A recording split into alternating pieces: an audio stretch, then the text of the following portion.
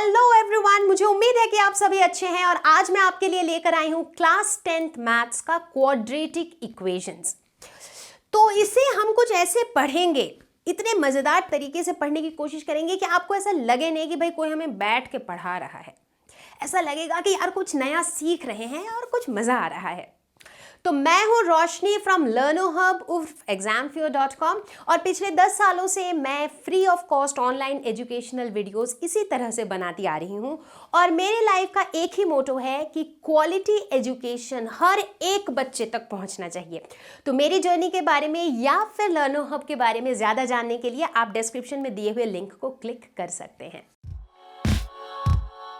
तो quadratic equation होता क्या है? इक्वेशंस के बारे में तो हमने ऑलरेडी पहले पढ़ रखा है कि भाई इक्वेशंस क्या होते हैं, जहाँ वेरिएबल्स हो, कोफिशिएंट्स हो, ऑपरेशंस हो जैसे प्लस माइनस मल्टीप्लिकेशन एक्सेट्रा, तो उसे हम इक्वेशन कहते हैं, राइट, जिसमें एक left hand side equal to right hand side वाले फॉर्मेट में हो। ठीक है, अब जब हम क्वाड्रेटिक इक्वेशन की बात करते हैं तो वो एक ऐसा इक्वेशन होता है जहाँ पे वेरिएबल की जो हाईएस्ट पावर है वो 2 होती है।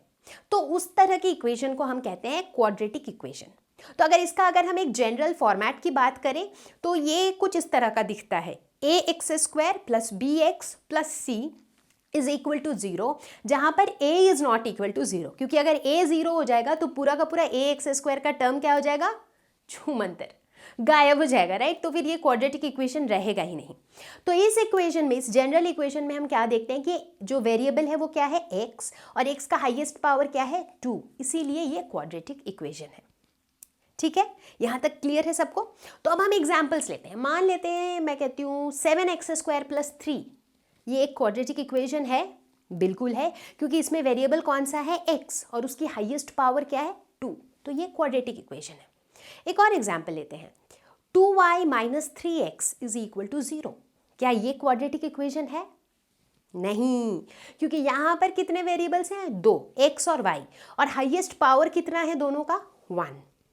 तो इसीलिए ये हमारा लीनियर इक्वेशन है इन 2 वेरिएबल्स, क्योंकि यहां पर 2 वेरिएबल्स इन्वॉल्व हैं। ठीक है, एक और एग्जांपल लेते हैं।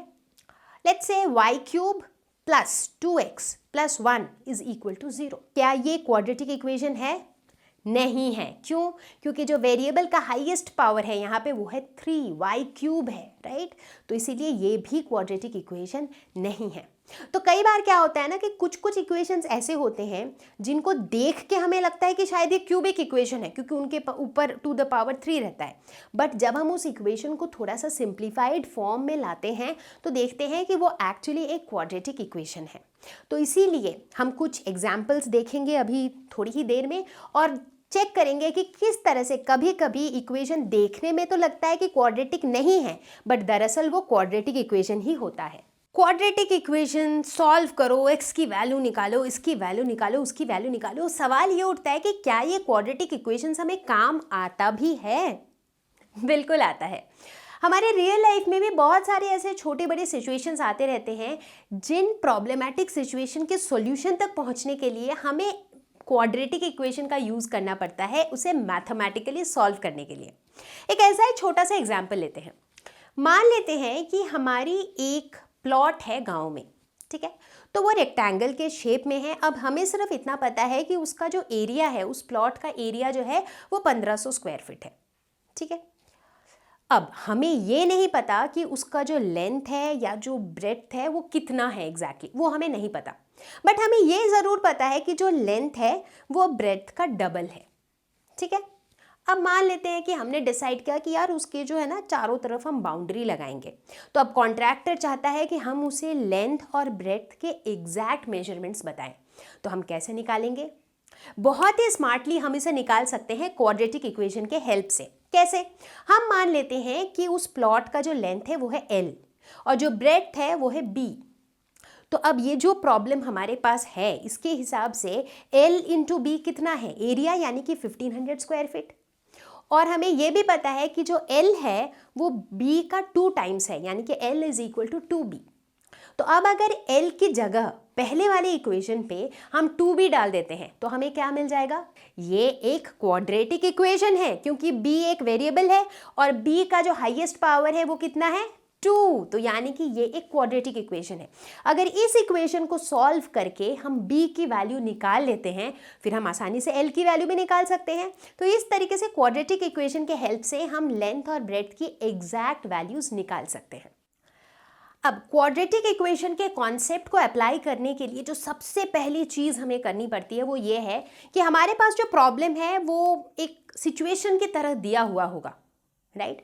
उसे हमें एक क्वाड्रेटिक इक्वेशन के फॉर्म में लिखना होता है। यानी कि जो भी वैल्यूज़ हमें पता नहीं है, जिस तरह से इस एग्जाम्पल में लेंथ और ब्रेड्थ हमें पता नहीं था, तो हमने क्या किया, हमने एज्यूम कर लिया कि लेंथ जो है वो l है, ब्रेड्थ जो है वो b है, यानी कि हमने उन्हें वेरिएबल्स एज्यूम कर लिए और उसके बाद प्रॉब्लम में जो भी कंडीशंस दिए हुए थे उनके हेल्प से हमने क्वाड्रेटिक इक्वेशन को फ्रेम किया। ठीक है, तो ये एक काफ़ी चैलेंजिंग टास्क होता है कि उस इक्वेशन को फ्रेम करना। ठीक है, तो चलिए अभी हम कुछ एग्जाम्पल्स देखेंगे बच्चों, और इन एग्जाम्पल्स में हम देखेंगे किस तरह से हम किसी भी सिचुएशन को अलजेब्रिक फॉर्म में लिखते कैसे हैं। ठीक है, थोड़े क्वेश्चंस देखते हैं, तो let's get started. Check whether the following are quadratic equations. तो यहाँ पे ढेर सारी इक्वेशंस अभी हम देखेंगे और हमें ये बताना है कि क्या ये क्वाड्रेटिक इक्वेशन है, क्योंकि अभी अभी मैंने बताया था कि कभी कभी देखने में तो लगता है क्वाड्रेटिक है बट एक्चुअली क्वाड्रेटिक होता नहीं है, और कभी कभी देखने में लगता है क्वाड्रेटिक नहीं है बट वो क्वाड्रेटिक होता है।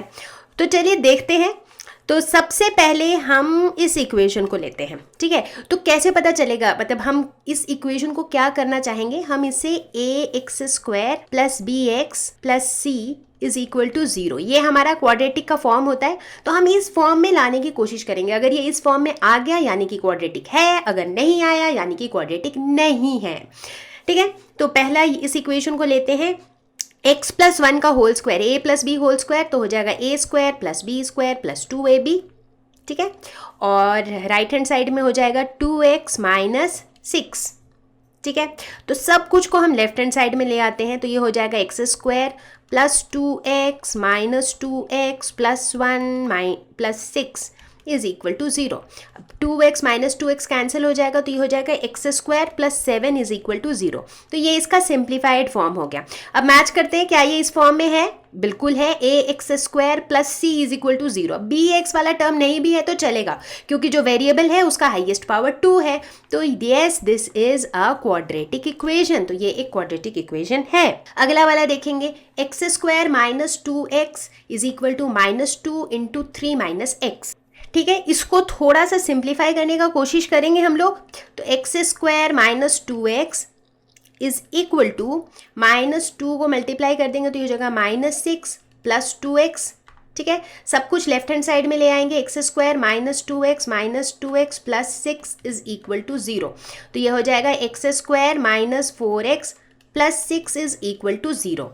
तो चेक करो भाई कि क्या ये इस जनरल फॉर्मेट के हिसाब से है। बिल्कुल है, ax² + bx + c के फॉर्म में ही है, तो ये भी क्वाड्रेटिक इक्वेशन है।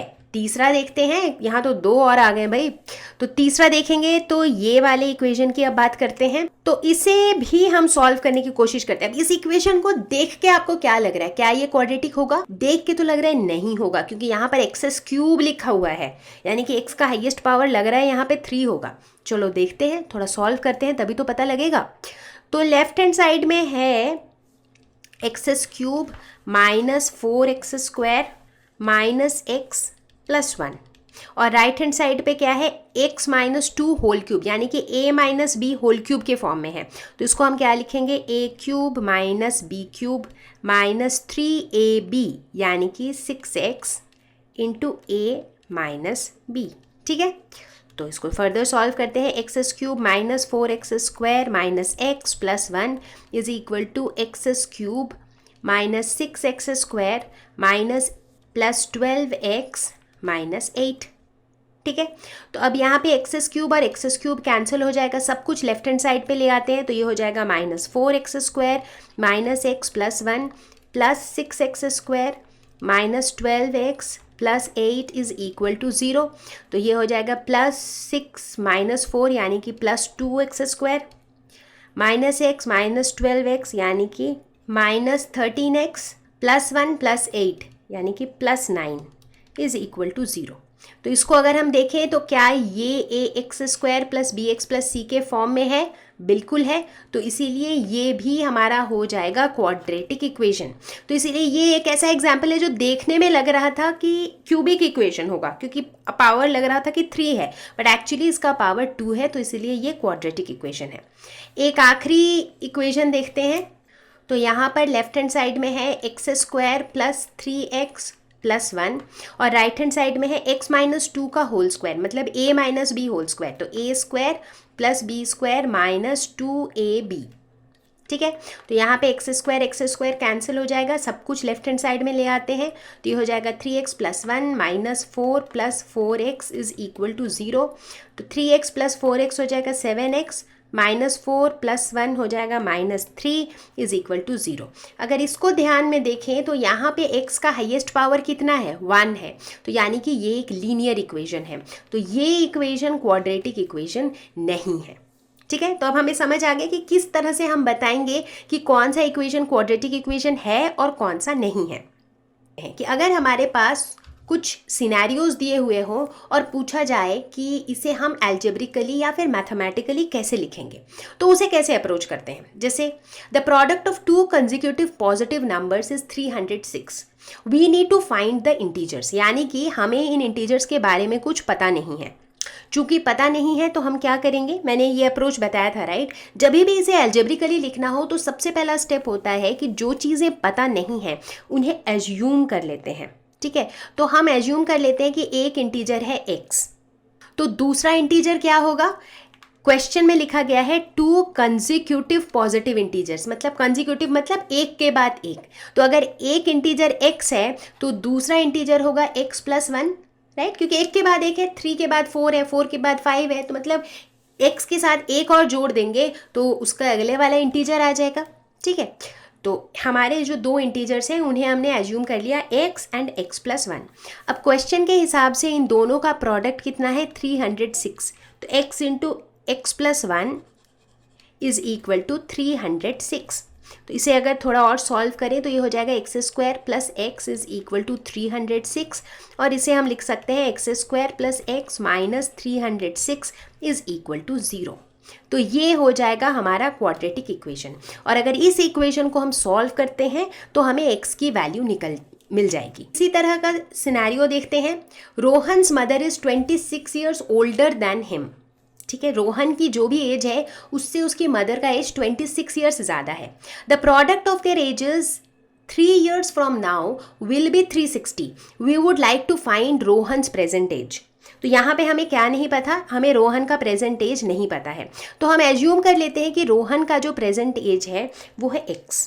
तो अगर रोहन का प्रेजेंट एज x है तो रोहन की मदर का प्रेजेंट एज कितना होगा, तो ऐसे लिख लेते हैं, मान लेते हैं this is Rohan and this is mother. ठीक है, तो प्रेजेंट एज अगर रोहन का x है तो मदर का प्रेजेंट एज कितना होगा, x प्लस 26, क्योंकि क्वेश्चन में दिया गया है कि मदर जो है वो रोहन से 26 ईयर्स ओल्डर है। ठीक है, अच्छा क्वेश्चन में कहा गया है 3 साल के बाद क्या होगा, तो 3 years लेटर रोहन का एज कितना होगा, x प्लस 3, और मदर का एज कितना होगा, x प्लस 26 प्लस 3 यानी कि x प्लस 29। ठीक है, अब अकॉर्डिंग टू क्वेश्चन क्या दिया हुआ है कि product of their ages 3 years later will be 360 degree, यानी कि 3 साल बाद जो दोनों के एजेस हैं दैट इज़ x प्लस 3 और x प्लस 29, इन दोनों का जो प्रोडक्ट है ये कितना है 360। ठीक है, तो इसे थोड़ा फर्दर और सॉल्व करते हैं, तो ये क्या हो जाएगा, x² plus 29x plus 3x plus 3 into 29 this is equal to 360। ठीक है, तो सब कुछ लेफ्ट हैंड साइड में ले आते हैं, तो ये हो जाएगा 29 प्लस 3 32x, और ये हो जाएगा plus 87 minus 360 is equal to 0, और x² plus 32x minus 273 is equal to 0। तो ये हो जाएगा हमारा quadratic equation. Train travels a distance of 480 km at a uniform speed. If the speed had been 8 km less, then it would have taken 3 hours more to cover the same distance. ठीक है, इसे हम mathematically किस तरह से represent करेंगे। अब यहाँ पे बहुत सारी चीज़ें हैं जो हमें नहीं पता है, जैसे हमें स्पीड नहीं पता है, जैसे हमें एग्जैक्ट टाइम नहीं पता है, हमें सिर्फ ये पता है कि ये जितना टाइम लेगा इस केस में जितना टाइम लेगा दूसरे केस में उससे 3 घंटे कम लेगा। तो सबसे पहले तो कुछ एज्यूम कर लेते हैं। अब हमें क्या पता है, स्पीड, डिस्टेंस और टाइम के बीच में रिलेशन क्या है, distance is equal to speed into time. ये रिलेशन हमें बहुत काम आने वाला है इस क्वेश्चन में, ठीक है। तो मान लेते हैं कि ट्रेन की जो स्पीड है वो है x, स्पीड हम मान लेते हैं x किलोमीटर पर आवर। तो अगर ट्रेन की speed x kilometre per hour है तो ट्रेन कितना डिस्टेंस कवर कर रहा है, 480 किलोमीटर, ठीक है। तो टाइम कितना लगेगा 480 किलोमीटर कवर करने में, 480 डिवाइडेड बाई x, राइट, क्योंकि time is equal to distance by speed. अब ये तो हमारा पहला सिचुएशन है। दूसरे सिचुएशन में कह रहा है कि अगर speed 8 kilometre per hour less होता, यानी कि स्पीड जो है अगर x ना हो करके x माइनस 8 होता, तो इस केस में जो स्पीड है ये कितना हो जाएगा, x minus 8 kilometre per hour. अगर इतना स्पीड होता तो उस केस में ट्रेन जो है वो 3 आवर्स ज़्यादा समय लेता उसी डिस्टेंस को कवर करने के लिए। तो यानी कि इस बार जो टाइम टेकन होगा वो हो जाएगा t+3, क्योंकि पहले जो टाइम टेकन था उससे 3 घंटे ज़्यादा। तो t+3 हो जाएगा 480 डिवाइडेड बाई x माइनस 8। अगर हम इस दूसरे इक्वेशन में t की ये वाली वैल्यू डाल दें, यानी कि t की जगह अगर हम लिख दें 480 by x plus 3 is equal to 480 by x minus 8, तो यहीं से हमें मेरा अपना इक्वेशन मिल जाएगा। तो सारे वेरिएबल्स वाले टर्म एक तरफ कर देते हैं, तो ये क्या हो जाएगा, 480 कॉमन ले लेते हैं, ये रह जाएगा 1 by X minus 1 by X minus 8, this is equal to -3, ठीक है। इसको फर्दर सॉल्व करते हैं, ये हो जाएगा 480, नीचे जो है x इंटू एक्स माइनस 8, तो हो जाएगा x माइनस 8 माइनस एक्स। बिल्कुल सिंपल कैलकुलेशन है। तो x और x कैंसिल हो जाएगा, फिर आगे क्या होगा, आगे हम लिख सकते हैं कि 480 into -8 divided by x into X minus 8, this is equal to 3। तो अब 3 और इसको हम कैंसिल कर सकते हैं, ये हो जाएगा 160। तो इससे हम क्या कह सकते हैं, x इंटू एक्स माइनस 8, ये जो डिनोमिनेटर है वो इस साइड चला जाएगा क्रॉस मल्टीप्लिकेशन के हिसाब से, दिस इज इक्वल टू, अच्छा यहाँ पर माइनस भी था, तो ये हो जाएगा minus of x into X minus 8 is equal to -8 into 160। अब माइनस माइनस कैंसिल हो गया, तो यहाँ बच गया x square minus 8x minus 8 into 160, ये हो जाएगा 0, 8 6 48, सो ये हो जाएगा 1280, दिस इज इक्वल टू 0। तो ये हो जाएगा हमारा क्वाड्रेटिक इक्वेशन। तो एक तरह से देखा जाए तो कॉन्सेप्ट बिल्कुल सेम है, बस इस केस में चूंकि थोड़े से नंबर्स बड़े थे तो कैलकुलेशन वाज लिटिल लेंथी। तो चलिए, क्वाड्रेटिक इक्वेशन होता क्या है वो तो समझ आ गया। अब बारी है क्वाड्रेटिक इक्वेशन को सॉल्व कैसे करें, क्योंकि अब तो वो हमारा एक काफ़ी इंपॉर्टेंट टास्क है कि भाई जो वेरिएबल्स है उनकी वैल्यूज़ निकालनी है। तो सॉल्विंग अ क्वाड्रेटिक इक्वेशन का मतलब ही होता है कि उस इक्वेशन के अंदर जो भी वेरिएबल इन्वॉल्व है उसकी वैल्यू हमें निकालनी है। तो सॉल्व करने के कई सारे तरीके हैं। इनफैक्ट हम इस लेसन के अंदर कुछ 3 तरह के मेथड्स की बात करेंगे। तो फिलहाल हम शुरुआत करेंगे फैक्टराइजेशन मेथड से, ठीक है। तो चलिए देखते हैं इसमें हम कैसे इक्वेशन को सॉल्व करते हैं। तो एक एग्जाम्पल लेते हैं। मान लेते हैं हमारे पास एक क्वाड्रेटिक इक्वेशन है, X square minus 3x minus 10 is equal to 0, ठीक है। तो इसमें तो कोई डाउट ही नहीं है कि ये एक क्वाड्रेटिक इक्वेशन है, क्योंकि वेरिएबल x है और उसकी हाईएस्ट पावर 2 है, तो जाहिर सी बात है कि ये एक क्वाड्रेटिक इक्वेशन है। तो अब फैक्टराइजेशन मेथड में हम एक कॉन्सेप्ट का यूज़ करते हैं जिसे हम कहते हैं मिड टर्म स्प्लिटिंग या फिर मिडिल टर्म स्प्लिटिंग, यानी कि जो बीच वाला टर्म होता है उसे हम 2 टर्म्स में स्प्लिट कर देते हैं, तोड़ देते हैं। तो यहाँ पर हमारा मिडिल टर्म क्या है, 3x माइनस 3x, ठीक है। तो -3x को हम 2 हिस्से में तोड़ देंगे। कैसे तोड़ेंगे, कुछ इस तरह से तोड़ेंगे ताकि इसके जो 2 हिस्से होंगे उन दोनों का प्रोडक्ट जो है that will be equal to product of the other 2 terms. यानी कि मान, जैसे एग्जांपल लेते हैं, यहाँ मेरा बीच का टर्म, मिडिल टर्म क्या है, -3x। अगर -3x को मैं -5x प्लस 2x लिखती हूँ, चलेगा, ठीक है, क्योंकि -5x प्लस 2x -3x होता है। ठीक है। बट ये जो दो इसके टुकड़े हमने किए, ये टुकड़े ऐसे होने चाहिए कि इन दो टुकड़ों का अगर हम प्रोडक्ट करें तो क्या आएगा, -5x इंटू 2x कितना आएगा, -10x²। और अगर हम देखें जो हमारा पहला टर्म है और जो हमारा आखिरी टर्म है, इन दोनों का प्रोडक्ट कितना है, -10x², राइट। तो मतलब थोड़ा स्मार्टली इसे ये इन दो टुकड़ों को चूज करना पड़ेगा। ये दो टुकड़े ऐसे होने चाहिए कि इनका सम तो मिडिल टर्म होना चाहिए, बट इनका प्रोडक्ट जो है वो पहला और आखिरी टर्म का प्रोडक्ट होना चाहिए, ठीक है। तो एक बार हमने इसे इस तरीके से तोड़ दिया तो क्या हुआ, अब हम देखते हैं कि पहले दो टर्म में चीज़ें कॉमन हैं, लास्ट के दो टर्म में चीज़ें कॉमन हैं, तो हमने कॉमन ले लिया और हमने आसानी से इसे फैक्टराइज कर दिया। तो हम देखते हैं जो दो फैक्टर्स इसके निकलते हैं वो है x-5 एंड x+2। उसके बाद हम आसानी से बता सकते हैं कि x की वैल्यू +5 हो सकती है, x की वैल्यू -2 भी हो सकती है, राइट। तो इस तरह के मेथड को हम कहते हैं फैक्टराइजेशन मेथड।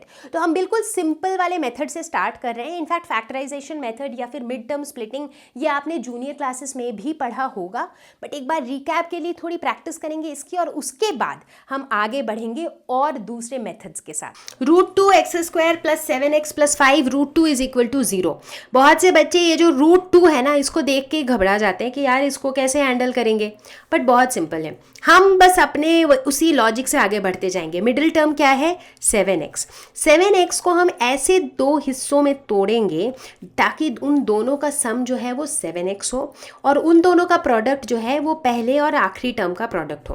तो पहले आप देख लो, यहाँ साइड में लिख लो, पहले और आखिरी टर्म का प्रोडक्ट क्या होगा, 5√2 इंटू √2x²। तो ये हो जाएगा 5√2 इंटू √2x²। तो ये हो जाएगा 5 इंटू 2 यानी कि 10x²। तो हमें 7x को ऐसे दो हिस्सों में तोड़ना है जिनका प्रोडक्ट 10x² हो, ठीक है। तो 7x को हम लिख सकते हैं 5x + 2x और इनका प्रोडक्ट जो है वो 10x² भी है, राइट। तो ये एक अच्छा कॉम्बिनेशन है। तो लिखते हैं √2x² + 2x + 5x + 5√2 = 0, ठीक है। तो पहले दो टर्म में कॉमन लेते हैं, ये हो जाएगा √2x, तो अंदर बचेगा x + √2। आखिरी के दो टर्म में कॉमन लेते हैं 5, तो अंदर बचेगा x + √2। तो इससे हम कह सकते हैं कि x + √2 = 0 और √2x + 5 = 0। तो इससे हम कह सकते हैं कि x = -√2 और यहाँ से हम कह सकते हैं x = -5/√2। तो इस तरीके से हमने इस क्वाड्रेटिक इक्वेशन के रूट्स निकाल लिए। रूट्स मतलब रूट्स या फिर जो उसकी वेरिएबल है उस वेरिएबल के वैल्यूज़ को रूट्स या फिर ज़ीरोस कहा जाता है, ठीक है। आगे बढ़ते हैं, एक क्वेश्चन और देखते हैं। अब हम देखते हैं क्वेश्चन नंबर 2, 2x² - x + 1/8 = 0। तो अगर इस इक्वेशन को आप ध्यान से देखो तो इस इक्वेशन में कौन सी चीज़ की वजह से आपको ऐसा लगता है कि यार इक्वेशन जो है ना थोड़ा कॉम्प्लिकेटेड सा है। अगर ये नहीं होता तो ये काफ़ी आसान था। वो कौन सी चीज़ है जो इसे थोड़ा कॉम्प्लिकेटेड बना रहा है, ये तीसरा टर्म। तो हम एक काम करते हैं, इस टर्म को किसी तरह इससे छुटकारा पा लेते हैं। कैसे छुटकारा पाएंगे, इस पूरे इक्वेशन को हम 8 से मल्टीप्लाई कर देते हैं। ऐसा करने से क्या होगा, ये वाला टर्म जो है ये 1/8 × 8 हो जाएगा, यानी कि 1 हो जाएगा, राइट। तो ये पूरा इक्वेशन हमारा क्या हो जाएगा, 16x² - 8x + 1 = 0। तो अब ये हमारा एक नॉर्मल ax² + bx + c वाले फॉर्म के क्वाड्रेटिक इक्वेशन में आ गया है, ठीक है। तो अब हम इस पे फैक्टराइजेशन लगा सकते हैं। तो बीच वाले टर्म को हम दो हिस्सों में बांटेंगे, ठीक है। तो 8 को हम क्या लिख सकते हैं, -8x को हम लिख सकते हैं -4x, क्योंकि इनका सम हो जाएगा -8x और इनका प्रोडक्ट कितना हो जाएगा 16x², जो कि product of first and last term है। तो इसीलिए हम इसमें लिखेंगे 16x² - 4x - 4x + 1 = 0। तो पहले दो टर्म को अगर देखें तो 4x कॉमन होगा, ये हो जाएगा 4x - 1 और बाकी दो टर्म में 1 कॉमन निकलेगा, तो ये हो जाएगा 4x - 1 = 0। तो ये क्या हो जाएगा 4x - 1 × 4x - 1 = 0, ठीक है।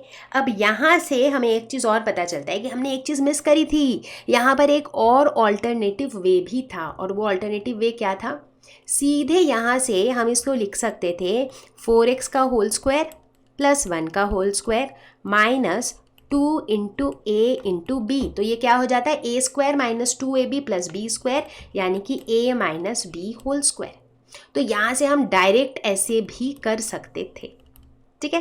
तो इससे हमें क्या पता चलता है, x की वैल्यू क्या हो जाएगी 1/4 और x इज इक्वल टू 1/4, मतलब x की दो वैल्यूज़ होंगी और दोनों सेम वैल्यूज़ हैं, तो मतलब इस इक्वेशन के 2 इक्वल रूट्स होंगे, ठीक है। ये हो गया। चलो अगला क्वेश्चन देखते हैं। तो क्वेश्चन कहता है कि find 2 consecutive positive integers sum of whose squares is 365, ठीक है। तो अब ये इंटीजर्स क्या है ये हमें पता नहीं है, तो हम एज्यूम कर लेंगे। मान लेते हैं एक इंटीजर है x और दूसरा इंटीजर है x+1। तो क्वेश्चन के हिसाब से x² प्लस x+1 का whole square is equal to 365, क्योंकि दोनों के स्क्वायर का जो सम है वो 365 है, तो ये हो जाएगा। तो इसे हम लिख सकते हैं x² plus a plus B whole square, तो हम लिखेंगे a² plus b² plus 2ab is equal to 365, ठीक है। तो x² प्लस x² हो जाएगा 2x² plus 2x plus 1 minus 365 is equal to 0, तो ये हो जाएगा 2x² plus 2x minus 364 is equal to 0। हम 2 को कॉमन ले लेते हैं, तो ये हो जाएगा x² plus x minus 2 1 2, 2 8 16, 2 2 4, this is equal to 0, ठीक है। तो ये क्या हो जाएगा x² plus x minus 182 is equal to 0, ठीक है। अब हमको क्या करना है, मिड टर्म स्प्लिटिंग, यानी कि x को इस तरीके से दो टर्म्स में तोड़ना है ताकि उन दो टर्म का प्रोडक्ट हो -182 x²। अब ये तो काफ़ी मुश्किल लग रहा है। इसमें ऐसे केसेस में क्या करेंगे, रफ में जो है ना आप ये कैलकुलेट कर लो कि 182 को आप फैक्टराइज कर लो। सो 2 9 18, 2 1 2, ठीक है। उसके बाद ये किससे जाएगा, ये 7 से जाएगा, 7 1 7, 7 3 21। तो बेसिकली इसे हम क्या लिख सकते हैं 2 इंटू 7 इंटू 13, 2 इंटू 7 होता है 14, तो 182 को हम 14 इंटू 13 लिख सकते हैं। और अगर हम देखें तो 14 माइनस 13 1 होता है, यानी कि x को हम क्या लिख सकते हैं 14x माइनस 13x। ऐसे में क्या होगा 14x माइनस 13x x भी हो जाएगा, और 14x इंटू 13x जो है ये क्या हो जाएगा, ये हो जाएगा 14x इंटू माइनस 13x, ये क्या हो जाएगा -182x², ठीक है ना। तो ये हमारा सूटेबल मैच रहेगा, तो इसे हम लिखेंगे x² plus 14x minus 13x minus 182 is equal to 0, ठीक है। तो x² और 13x को साथ में डाल देंगे, तो ये हो जाएगा x इंटू x माइनस 13, ठीक है। और 14x और माइनस 182 को साथ में डाल देंगे, तो उसमें 14 कॉमन आ जाएगा, तो x माइनस 14 1 14 और 14 3 42। तो इससे हमें क्या पता चल रहा है, x की वैल्यू 13 हो सकती है, x की वैल्यू -14 हो सकती है। तो ये इस इक्वेशन के रूट्स हो जाएंगे। एक क्वेश्चन और देखते हैं, question number 4। Altitude of right triangle is 7 centimetre less than base, ठीक है। तो अगर बेस का जो लेंथ है वो x है, तो ऑल्टीट्यूड यानी कि हाइट का लेंथ कितना हो जाएगा x minus 7। If the hypotenuse is 13 centimetre, यानी कि ये हाइपोटेन्यूज है 13 सेंटीमीटर, फाइंड अदर 2 साइड्स। तो ये x और x माइनस 7 हमें निकालना है। अब किसी भी राइट एंगल ट्रायंगल में हमें ये प्रॉपर्टी पता है कि hypotenuse square is equal to base square plus perpendicular square, तो उसी का यूज़ करेंगे। हाइपोटेन्यूज हो जाएगा 13 square is equal to x² plus x minus 7 का होल स्क्वायर, ठीक है। 13 स्क्वायर हो जाएगा 169, इधर हो जाएगा x² plus a minus B whole square, a² plus b² minus 2 into a into B, ठीक है। तो ये हो जाएगा 169 is equal to 2x² plus 49 minus 14x। तो ये क्या हो जाएगा 2x² minus 14x plus 49 minus 169 is equal to 0। सारे टर्म्स को एक तरफ कर दिया हमने, ठीक है। तो इसे हम क्या लिख सकते हैं, ये होगा 2x² माइनस 14x।